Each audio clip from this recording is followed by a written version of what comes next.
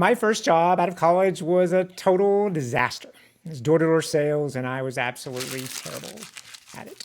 The company kept me on for a few years, and I've tried really hard, but trying hard isn't enough to make it work. And it didn't work.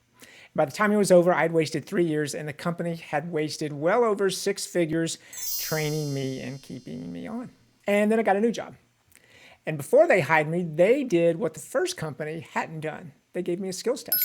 They actually tested me.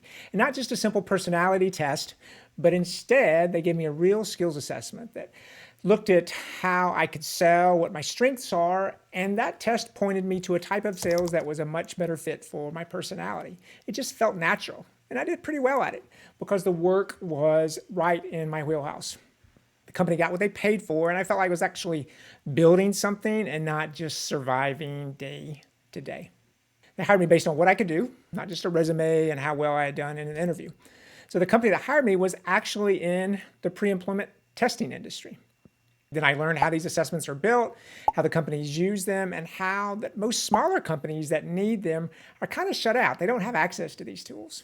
The big testing platforms are built for Fortune 500 HR departments, those with the big budgets. But if you ran a 40-person company and you just needed to test a few applicants, then you either overpay or you go without. And that's why we built EmployTest, for the companies that do most of the hiring in our economy. Small companies, medium-sized companies, governments, nonprofits, those types of companies. Because I was a really bad hire one time, and then I was a great one.